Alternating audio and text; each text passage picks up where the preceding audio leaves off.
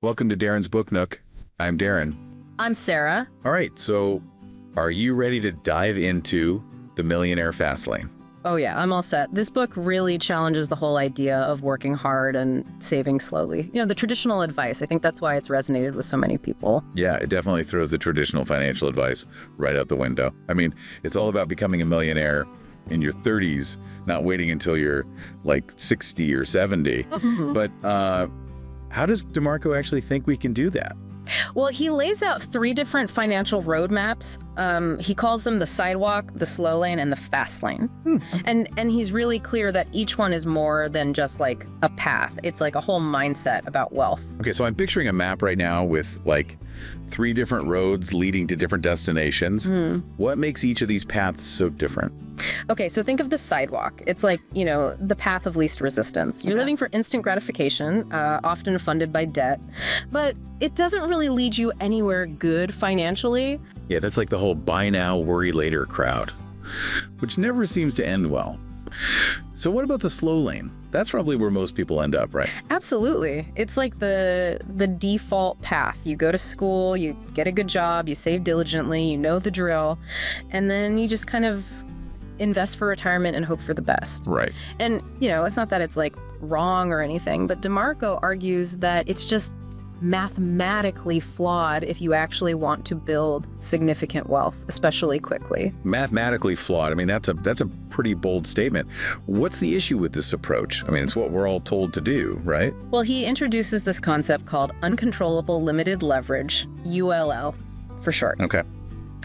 Basically, what it means is that you're kind of at the mercy of 2 huge factors you can't really control. First, there's time, right? Yeah. You're limited by how many hours you can work, how many years you have to invest. Makes sense. And then second, you've got market returns. Right. You can't predict how your investments are going to perform. You're at the mercy of the market, basically. Right, exactly. It's kind of like trying to steer a giant ship with like a tiny little rudder. You have very little control over where you actually end up financially. So even if you're doing everything right in the slow lane, working hard, saving diligently, the math just might not work out if you want to build wealth quickly. But what about the magic of compound interest? Isn't that like the key to long-term wealth? Yeah, I mean, compound interest definitely has its place, but DeMarco says that it really works best when you've already got a large sum of money. Okay. So it's like, how do you actually get that large sum in the first place? Yeah, it's kind of like a chicken and egg problem, right? You need a lot of money to really make compound interest work for you. Right. But how do you get that money if you're stuck in the slow lane? This is where the fast lane comes in, I'm guessing. Exactly. DeMarco sees the fast lane as a strategy that's all about, you know, business systems that generate passive income. Okay. Businesses that appreciate in value over time. Okay. So it's about creating assets that are working for you, not the other way around. And actually, he tells a really great story to illustrate this concept. A story. Okay, I'm intrigued. I always love a good story. Yeah, so picture this, right? There are these 2 nephews, and their uncle, the pharaoh, tells them that they need to go out and build wealth. So he gives each of them a shovel, and he points them towards this, like, massive gold mine. Okay, sounds promising. So one nephew, Chuma, he just dives right in, right? Yeah. He's thinking about all the gold he's going to find. Yeah. But the other nephew, Azur, he takes a different approach. Okay. Instead of just like digging himself, he starts to build a business. Wait, hold on. He starts a business in a gold mine. Well, not literally in the mine, but he sees the opportunity, right? He hires a bunch of workers and basically creates a system where he pays them a portion of the gold they dig up. I see, okay. So he's building a system that can generate wealth for him, even though he's not the one physically digging. Wow, that's thinking outside the box. Yeah. He basically created leverage so that he's not limited by his own, time and effort. Right. Exactly. I see where this is going. This is the core of the fast lane, right? Exactly. It's not about digging for gold yourself. It's about creating a system that lets other people dig for gold while you reap the rewards. Exactly. So it's not about like get-rich-quick schemes or anything like that. No. It's about building a sustainable business system that can generate wealth over time. And, for DeMarco, the fast lane is about more than just the business. It's a mindset shift. Oh. He talks about embracing risk, viewing failure as a learning experience, and just being, relentlessly committed to taking action. So it's not enough to just understand the concept. You have to be willing to roll up your sleeves and actually do it, right? Put in the work. Exactly. Yeah. And DeMarco walks the talk, right? Mm-hmm.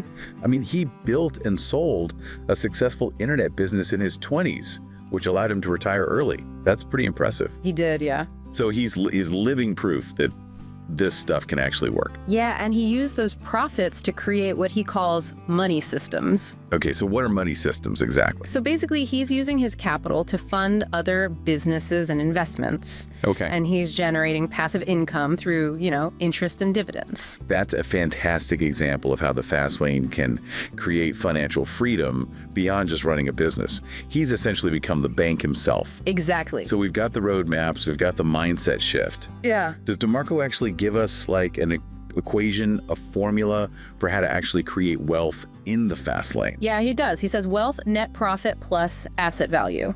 Okay, so it's a two-pronged approach. Mm-hmm.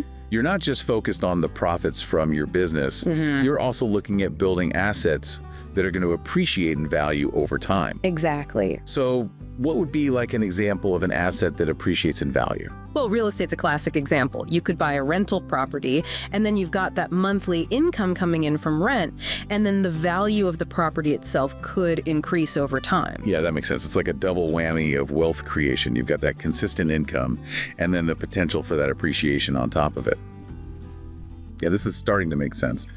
But how do you know if you're on the right track? How do you know if your business idea actually has that Fastlane potential? Yeah, that's where he lays out what he calls the 5 Fastlane commandments. They're like a filter to help you evaluate opportunities and make sure they really align with this whole Fastlane approach. 5 commandments. Okay, this sounds serious. I'm ready to take notes. What's the first one? The first one is the commandment of need.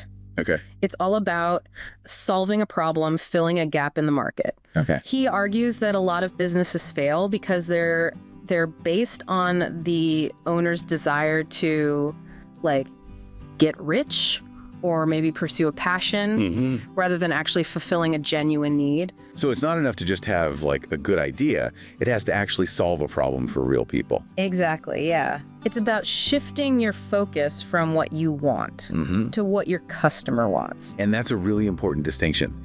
We can get so caught up in our own ideas and our own desires that we forget to think about what other people actually need or want. Absolutely. And then the second commandment, the commandment of entry. Okay. It kind of digs into this a little bit deeper.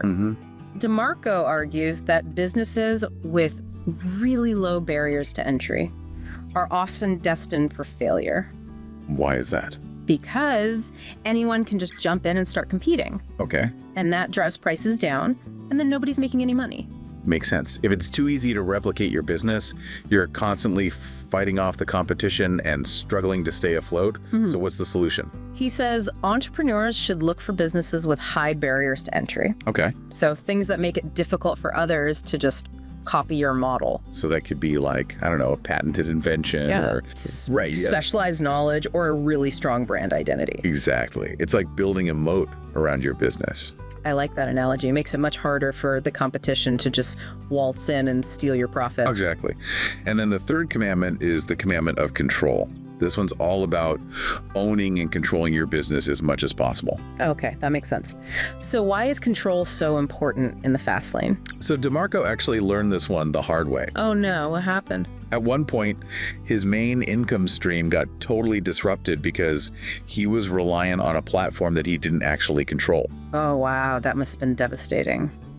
I can see why he emphasizes this so strongly. Yeah, it's about being in the driver's seat, not at the mercy of someone else's decisions. So what does he suggest we do to actually gain more control over our businesses? He really encourages building your own platforms, your own brands, your own systems, so you're not dependent on someone else's rules or whims. It's about taking ownership, being in control of your destiny, and minimizing your vulnerability. Right. Making sure you're not reliant on someone else for your success. Okay, so we've got these 3 commandments: need, entry, and control. They seem to build on each other like a foundation for a successful Fastlane business.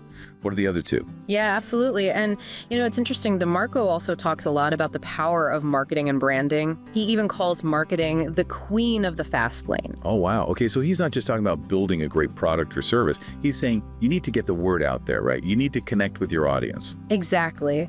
He argues that marketing and branding are essential, especially in a crowded marketplace, to really differentiate your business and build customer loyalty. So it's not just about having a great product. It's about telling a compelling story, standing out from the crowd. It's about connecting with your audience on an emotional level, right? Yeah, absolutely. And one key element of branding that he really emphasizes is developing a unique selling proposition, or a USP. A USP, okay. So what is a USP? Why is it so important? Basically, it's about figuring out what makes you different. Like, what unique value do you bring to the table? Okay, so it's about answering that question clearly and powerfully and consistently across all of your marketing efforts, right? Making sure your audience knows what makes you special, what sets you apart. Exactly, yeah. And he gives some really interesting examples of businesses that have successfully used marketing techniques to create demand. Okay, I'm curious, can you share an example? Yeah, like one concept he talks about is mocking convention. Mocking convention? Yeah. Okay, now you've got my attention. What does that even mean? So it's about challenging the status quo, turning traditional marketing on its head. Okay, I think I'm starting to get it. Can you give me an example? Yeah, think about Dollar Shave Club. Okay, yeah. They launched with this hilarious, totally unconventional YouTube video. Right. And it went viral. Really captured people's attention and set them apart from, all those other boring razor companies. Yeah, Dollar Shave Club definitely shook things up. They were not afraid to be different.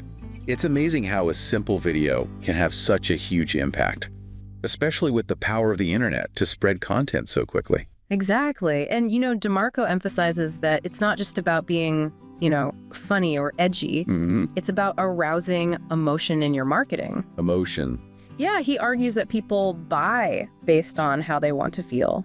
That makes sense. People make decisions based on emotion, not just logic. Exactly. So, think about feelings like pride, achievement, excitement. Your marketing should tap into those deeper desires.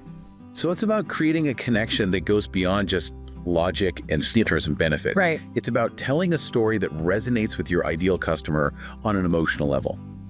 That makes a lot of sense. Okay, so we've got powerful marketing, strong branding, a solid business idea. What else is crucial for achieving that fast lane success? This might sound a little counterintuitive, but he says to stop chasing money. Wait, what? Stop chasing money. How does that make sense when we're talking about wealth creation? I know, right?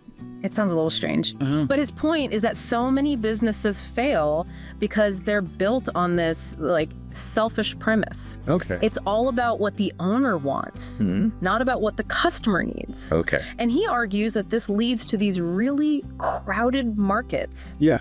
With fierce competition, and then nobody makes any money. Right, so it's back to that classic saying, find a need and fill it. It sounds so simple, but it's easy to get caught up in our own ambitions and forget to think about what the market actually wants. So we need to shift our focus to solving those needs. Exactly, and he even goes so far as to say, don't do what you love for money. Interesting. He thinks it often leads to crowded marketplaces, and you can even end up ruining the joy you once felt for that activity. I've definitely experienced that with hobbies. The minute you try to turn it into a business, it just loses its magic. Yeah. So what does he suggest we do instead? Well, instead of love, he says cultivate passion. Passion, okay. So what's the difference between love and passion when it comes to business? He sees passion as that burning desire that propels you forward, even when things get tough. So it's about having that clear vision of where you want to go, right? Right.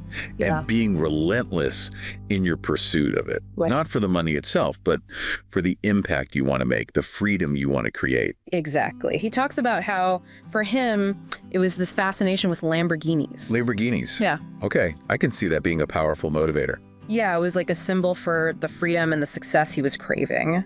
And that kind of powerful why can push you to do things other people wouldn't. It's about having that deep-seated motivation, right? That helps you overcome all the inevitable challenges and setbacks you're going to face. So DeMarco is saying, think big, right? Yeah. Leverage the power of the internet. Create businesses that can reach millions. Exactly. And that's where the fourth commandment comes in, the commandment of scale. Okay, so scale.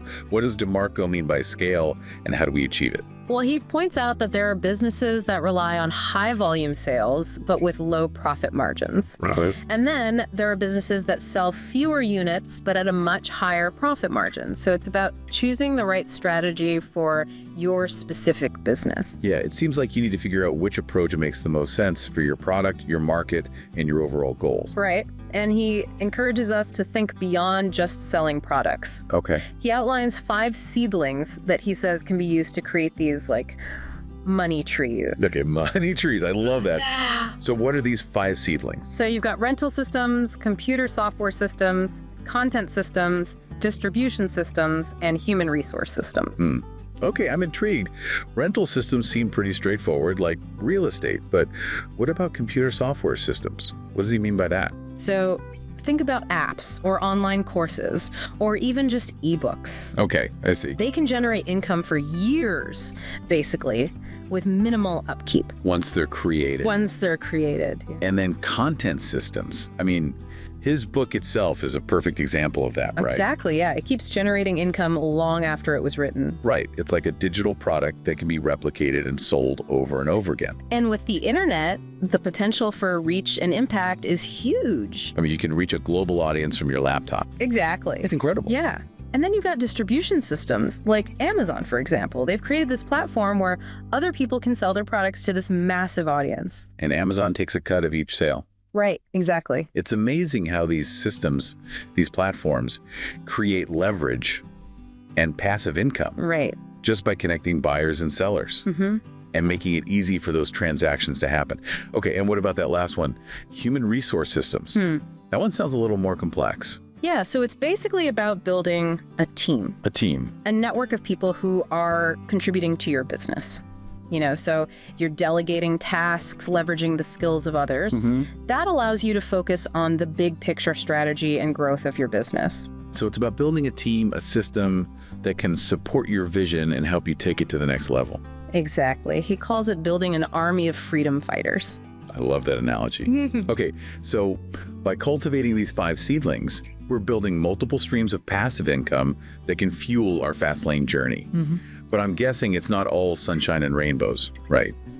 What are some of the challenges that people might face along the way? Yeah, for sure. DeMarco's very realistic about the fact that the fast lane is not like this smooth, easy ride. Of course not. There are going to be bumps in the road. Yeah, there will be bumps, detours, unexpected obstacles. And, you know, he talks about how important it is to have a strong support system. Yep. People who believe in you and your vision. Right. Especially when you're facing doubts or, you know, criticism from other people who maybe don't understand what you're trying to do. Yeah, you need people in your corner who can lift you up. Yeah. Right? Especially when you're feeling discouraged or facing challenges. It sounds like having the right environment is crucial for fast lane success. You're absolutely right. He emphasizes that your environment plays a huge role in your success. It's about surrounding yourself with the right people, consuming the right information, you know, being mindful of the influences that are shaping your thinking and actions. So it's not just about what you do, it's about who you surround yourself with and what you allow into your mind. Right, exactly. If you're constantly bombarded with negativity, or if you're surrounded by people who just don't believe in your vision, it's going to be a lot harder to achieve your goals. So it's important to create a supportive and inspiring environment for yourself. Absolutely. And he also highlights the value of having like mentors or role models who have achieved the kind of success that you're aiming for. People who can offer guidance, support, share their wisdom and their experience. Exactly. And he stresses that it's not about, you know, copying someone else's success. It's about learning from their experience, adapting their strategies, and then forging your own path. Right, you have to make it your own. It's about finding inspiration, guidance, but not losing sight of your own vision and goals. Exactly. So this is all starting to come together now. Okay. I mean, it seems like DeMarco's fast lane philosophy is about so much more than just like making money. It's about building a business that gives you control over your life. Right. It's about creating a life of freedom and fulfillment and making a positive impact on the world. Exactly. And in the next part of our deep dive, we're going to go even deeper into some of these concepts and strategies. All right, I can't wait. I'm already feeling inspired. Welcome back to our deep dive into the Millionaire Fastlane. I'm excited to keep exploring DeMarco's ideas. Yeah, there's still a lot to unpack, especially if you're ready to like ditch that whole slow lane mentality. In the last part, we touched on the idea of money systems, but I have to admit I'm still a little fuzzy on the details. It sounds kind of like a secret weapon for wealth creation, though. Well, it's not really a secret. It's just that a lot of people just don't think about it. You know, once you've got a profitable business, you've got some capital to work with. Yeah. DeMarco's point is you've got to put that money to work for you. Okay, so it's not enough to just have money sitting in a bank account. You need to make it grow, make it generate more wealth. Exactly, yeah. He talks about becoming a lender, using your capital to fund other businesses or investments. Okay. And generating passive income through interest or dividends. So you're like the bank. You're providing the fuel for other businesses to grow. Right. And you're reaping the rewards in the form of passive income. Exactly, yeah. He actually shares how he used his business profits to create these passive income streams. Oh. Through lending. Interesting. You know, he emphasizes this is how a lot of wealthy individuals build and maintain their wealth. It's not always about like these flashy ventures or anything. Right. It's about being smart with your money. Right. Smart money management. Leveraging that capital. Yeah. So you're shifting from being a borrower to being a lender. Right. From paying interest to collecting interest. That's a pretty powerful mental shift. It is, and it's not as out of reach as you might think. It doesn't require you to be like some Wall Street tycoon or anything. Okay, good. There are lots of ways to become a lender.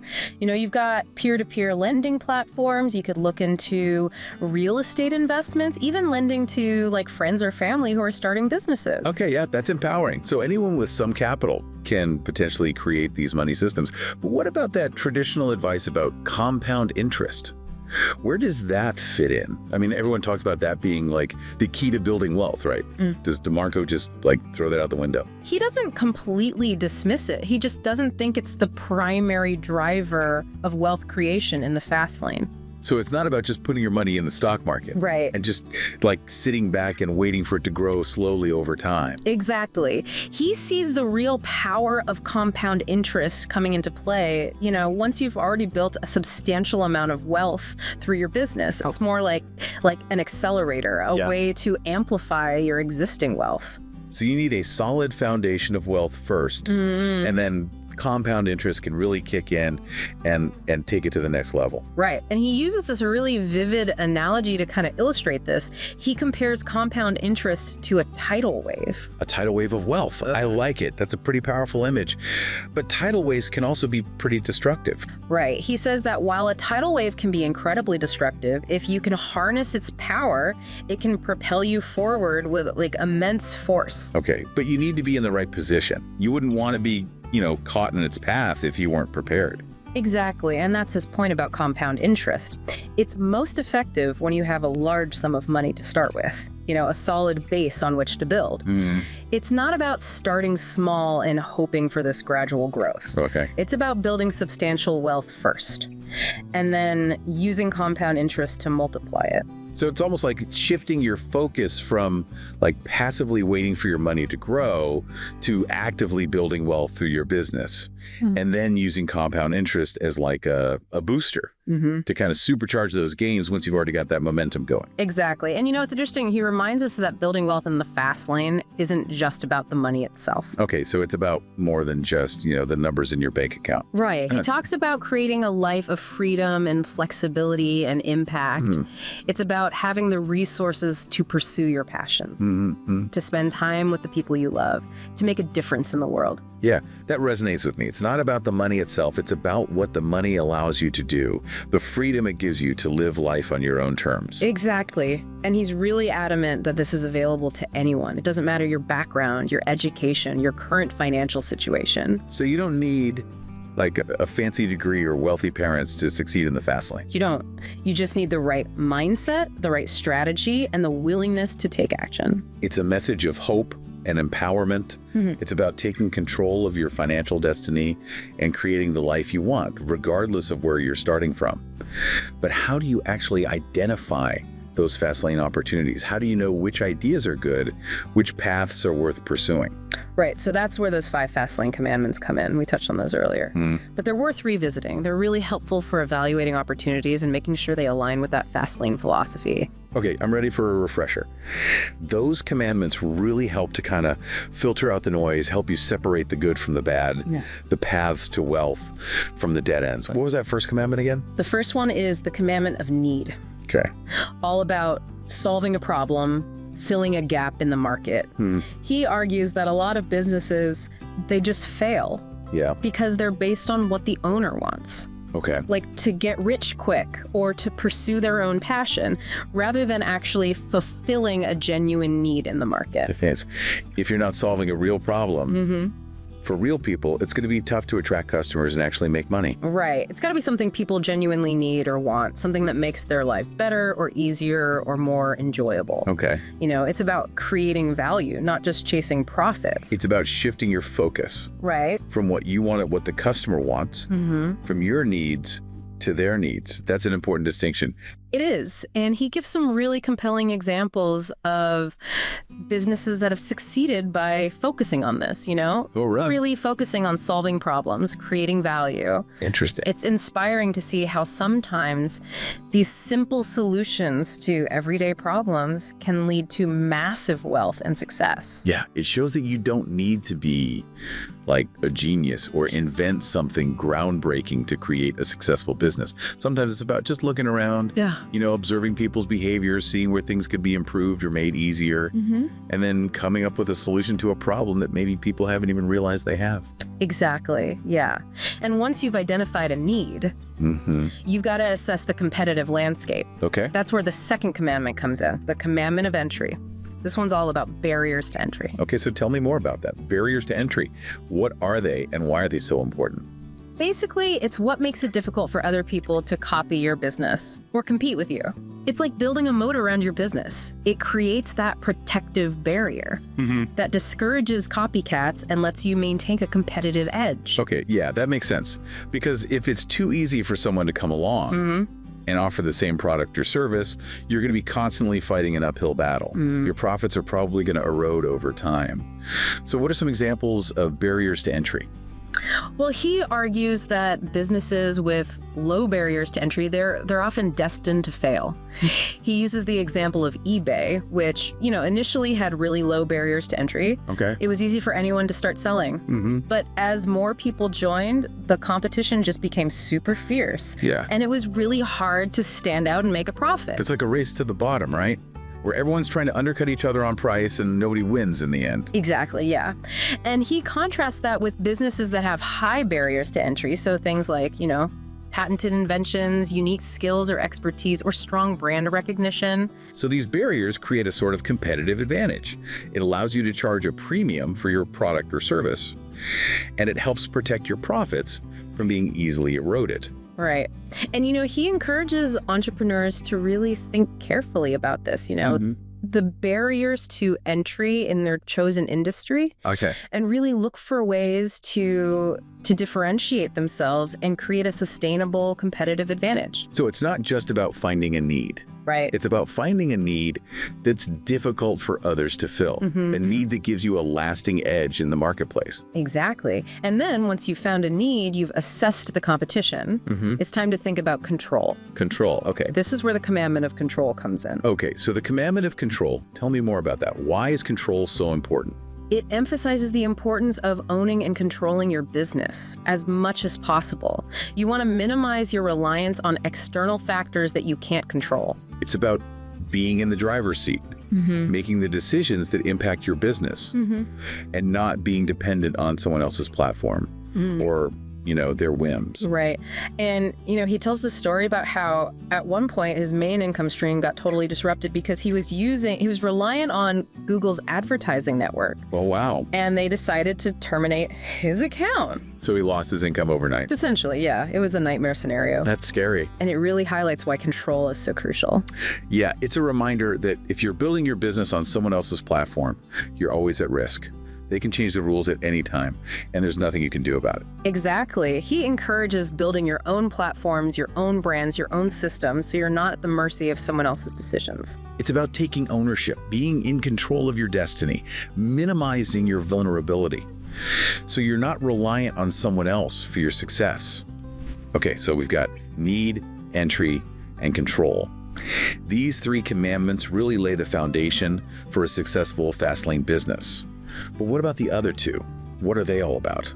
Well, it's interesting because he also talks a lot about marketing and branding. He even calls marketing the queen of the fast lane. Oh, wow. Okay, so he's not just talking about building a great product or service. He's saying you need to get the word out there, right? You need to connect with your audience. Exactly. He argues that marketing and branding are essential, especially in a crowded marketplace. Mm-hmm. You know, you've got to really differentiate your business and build that customer loyalty. So it's not just about having a great product. It's about telling a compelling story, standing out from the crowd. Mm-hmm. Connecting with your audience on an emotional level. Exactly. And one key element of branding that he really emphasizes is developing a unique selling proposition, you know, a USP. A USP. So what's a USP? Why is it so important? It's about figuring out what makes you different, like what unique value do you bring to the table? It's about answering that question clearly and powerfully and consistently across all of your marketing. Yeah. So your audience knows what makes you special, what sets you apart. Exactly. And he gives some really interesting examples of businesses that have used marketing to create demand. Okay, I'm curious. Can you share an example? Yeah, so he talks about this concept of mocking convention. Mocking convention. Okay, that sounds interesting. What does that even mean? So it's about like challenging the status quo, turning traditional marketing on its head. Oh, okay. I think I get it. Can you give me a specific example? Think about Dollar Shave Club. Okay, yeah. They launched with this hilarious, totally unconventional YouTube video. Right. And it just went viral, really captured people's attention, set them apart from all those other like boring razor companies. Yeah, they weren't afraid to be different. It's amazing how a simple video can have such a huge impact. Especially with the internet. You know, things can spread so quickly. Right, and he emphasizes that it's not just about being, you know, funny or edgy or anything. Right. It's about arousing emotion in your marketing. Emotion, okay, yeah. Yeah. I mean, people don't always make logical decisions. We're driven by our emotions. Exactly, and he argues that people buy based on how they want to feel. Okay. So, you know, pride, achievement, excitement, you know, those kinds of feelings.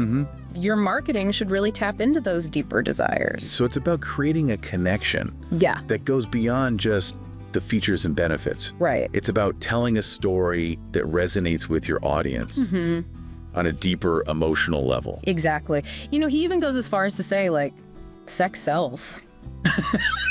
You know, but obviously. Yeah, that's a powerful tool, but it can also be a little risky. Right. You got to be tasteful, culturally sensitive. Absolutely. Okay, so we've got powerful marketing, strong branding, a solid business idea that solves a need. What else is crucial for achieving that Fastlane success? This might sound a little counterintuitive, but he actually says to stop chasing money. Wait, stop chasing money, but we're talking about building wealth. How does that make any sense? I know, right? It sounds a little strange. But his point is that so many businesses, they fail because they're built on this, like, selfish premise. Okay, It's all about what the owner wants, not about what the customer needs. I see. So it goes back to the first commandment, right? The need. Exactly. If you're not focused on solving a problem, Yeah. fulfilling a need, you're probably not going to build a successful business. Exactly. And he argues that this leads to these really crowded markets, you know, with fierce competition. Right, and then nobody makes any money. Exactly. So it goes back to that classic saying, find a need and fill it.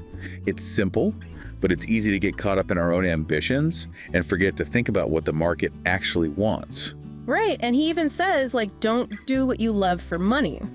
Interesting. So if you love something, don't turn it into a business. He thinks it often leads to those really crowded marketplaces, and, you know, you can even end up ruining the joy you once felt for that activity. Yeah, I've definitely experienced that with hobbies. As soon as you try to turn it into a business, it just loses its magic. What does he suggest instead? Well, instead of love, he says cultivate passion. Passion. So what's the difference between like love and passion when it comes to business? He sees passion as like that burning desire that propels you forward even when things get tough. Okay, so it's about having that clear vision of where you want to go. Right. And being relentless in your pursuit of it. Not for the money itself, but for like the impact you want to make, the freedom you want to create. Exactly. He gives the example of how, for him, it was this fascination with Lamborghinis. Okay, yeah, I can see that being a powerful motivator. Right. It was a symbol of the freedom and the success that he was craving. And that kind of like powerful why can really push you to do things other people wouldn't. It's about having that deep-seated motivation that helps you overcome all those inevitable challenges and setbacks. Yeah. So DeMarco's saying think big, leverage the power of the internet. Right. Create businesses that can reach millions. Exactly. And that's where the fourth commandment comes in, right? The commandment of scale. The commandment of scale, yeah. So scale, tell me more about that. What does he mean by scale, and how do we actually achieve it? Well, he points out that there are businesses that rely on high volume sales with low profit margins. Okay. And then there are businesses that sell fewer units, but at a much higher profit margin. So it's about finding kind of the right balance for your business. Yeah, it seems like you need to figure out which approach makes the most sense for your product, your market, your overall goals. Exactly. And, you know, he also encourages us to think beyond just selling products. He outlines these 5 seedlings that he says can be used to create money trees. Oh, money trees. I like that. Right. So what are these seedlings? Okay, so you've got rental systems, Okay. computer software systems, content systems, distribution systems, and human resource systems. Okay, I'm intrigued. I mean, rental systems I get, like real estate, but what about computer software systems? What does that look like? So think about, you know, apps or online courses or even just ebooks. Okay, yeah. They can generate income for years, basically, with minimal upkeep. Once they're created. Yeah, once they're created. And then content systems, I mean, his book itself is a perfect example of that, right? Exactly. It keeps generating income long after it was written. Right. It's like a digital product that can be replicated and sold over and over. With minimal additional effort. Yeah. And with the internet, I mean, the potential for reach and impact is just enormous. It is, yeah. You can reach a global audience right from your laptop. It's incredible. It is, yeah. And then you've got distribution systems like Amazon, for example. They've built this platform where other people can sell their products to this massive audience. And they take a cut of each sale. Right, exactly. It's amazing how these platforms, these systems create leverage and passive income. Right. By connecting buyers and sellers and making it easy for those transactions to happen. Okay, and what about that last one? Human resource systems. That sounds a little more complex. Yeah, it's basically about building a team. A team, okay. A network of people who are contributing to your business. So, you know, delegating tasks, leveraging the skills of others, which allows you to focus on that big picture strategy and the growth of the business. It's about building that system, building that team that can support your vision. Yeah. And help you take it to the next level so you're not the bottleneck. Right, exactly. He actually calls it like building an army of freedom fighters. Oh, I love that. Yeah. Okay, so by cultivating these 5 seedlings, we're essentially building multiple streams of passive income. Right. That can fuel our Fastlane journey. But it's not all sunshine and rainbows, right? Yeah. What are some of the challenges that people might face along the way? You know, he's very realistic about the fact that the fast lane is not like this smooth, easy ride. Yeah, I mean, nothing worth having comes easy, right? Exactly. There are going to be bumps in the road, detours, unexpected obstacles. And, you know, he talks about the importance of having a really strong support system. Okay. You know, people who believe in you, believe in your vision. Yeah. Especially when you're facing doubts or, you know, criticism from others who might not understand what you're trying to do. You need people in your corner. You need those cheerleaders, those people who can lift you up. When you're feeling discouraged, when you're facing challenges, it sounds like having the right environment is crucial for Fastlane success. What else does DeMarco say about that? Yeah, you're absolutely right. He really emphasizes that your environment plays a huge role in your success. It's about surrounding yourself with the right people, consuming the right information, being mindful of the influences that are shaping your thinking and your actions. So it's not just about what you do, it's about who you surround yourself with and what you allow into your mind, right? Exactly. Because if you're constantly bombarded with negativity or, you're surrounded by people who don't believe in your vision, it's going to be a lot harder to achieve your goals.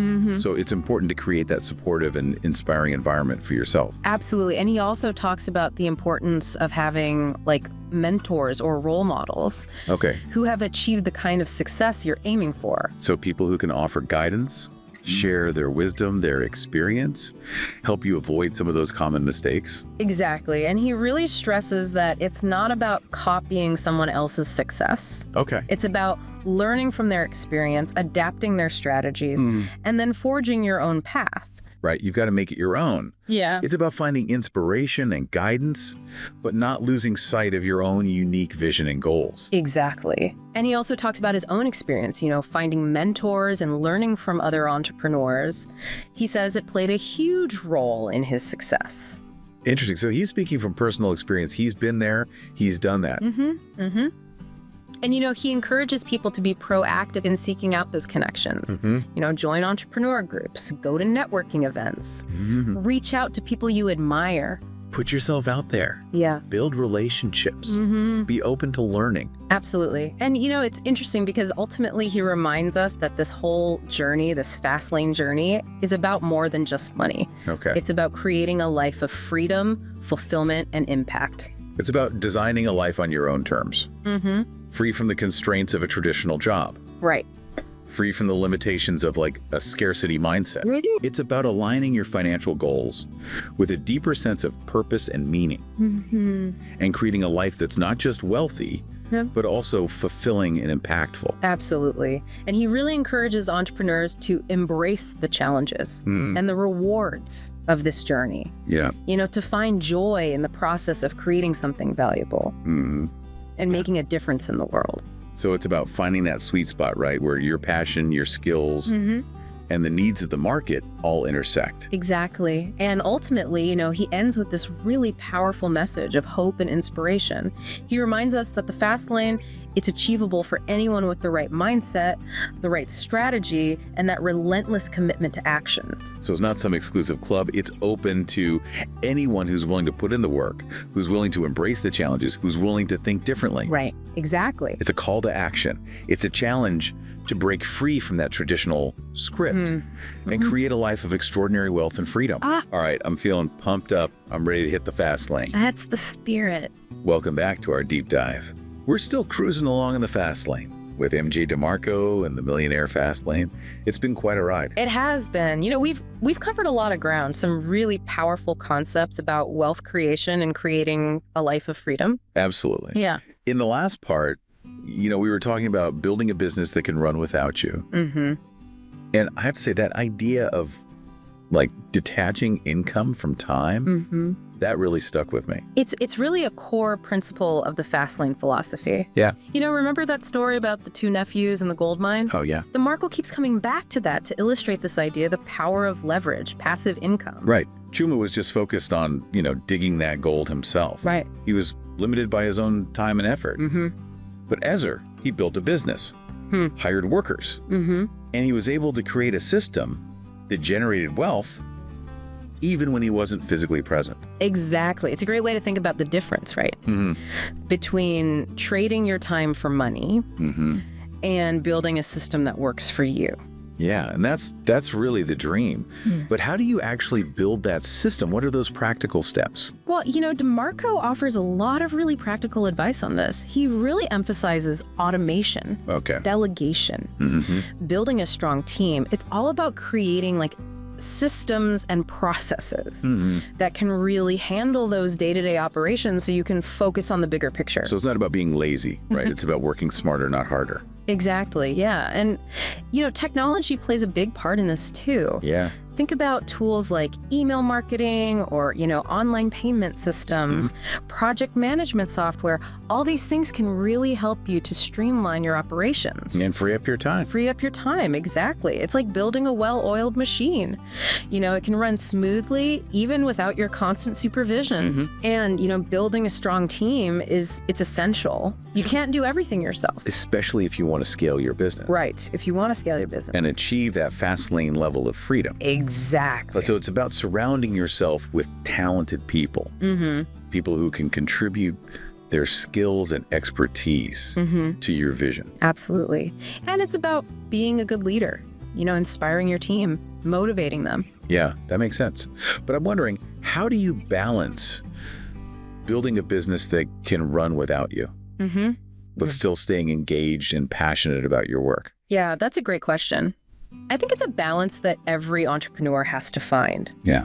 DeMarco encourages us to delegate the tasks that can be handled by others, but, stay involved in the areas that really light you up. That make your heart sing. Exactly. The things that give you energy and purpose.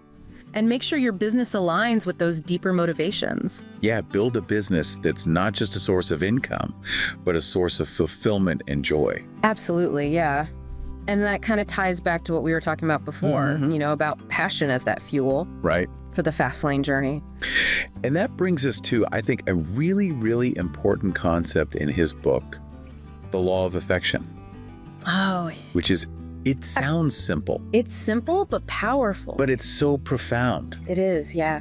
The more lives you impact, the more wealth you'll create. It's true. I love that. It shifts the focus from just making money to making a difference. Right. It suggests that wealth is a byproduct of creating value and positively impacting the lives of others. It's not just about lining your own pockets. No, it's not. It's about contributing. Yeah. Something bigger than yourself. And he says this applies to all areas of life, not just business. Right. It could be your work, your relationships, your community involvement, how you interact with the world. So it's not just about building a massive company or becoming a billionaire. No. It's about making a difference in whatever way you can, big or small.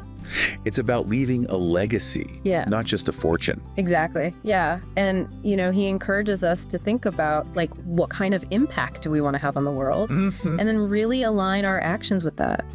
That's a really powerful reminder that we all have the potential to create positive change. To leave the world a better place than we found it. And it doesn't have to be something, grandiose, world-changing. Right. It can start with small acts of kindness, generosity, service. Absolutely. And those small actions can have, a ripple effect, inspiring others to do the same. That's a beautiful thought. We're all interconnected. And our actions, no matter how small they may seem, can have this profound impact on the world around us. So DeMarco's really challenging us to think differently about wealth. He is. To think differently about success. And to really align our actions with our values and our vision for the future. So the Millionaire Fastlane, it's more than just a book about business. It's a book about life. It is. It's about creating a life of freedom and purpose and impact. Absolutely. And if this book has resonated with you, if it sparks something within you, then I encourage you to take action. Don't just let this be another book you read and forget about. You got to put these principles into practice. Start building your fast lane business. And watch as your life transforms. It's not going to be easy. No, it's not a get-rich-quick scheme. But the rewards will be well worth the effort. So buckle up, hit the gas, and get ready for the ride of your life. Absolutely. This has been an incredible journey. Thanks for joining us for this deep dive into the Millionaire Fastlane. If you enjoyed this video, smash that like button and don't forget to subscribe. Until next time, keep learning.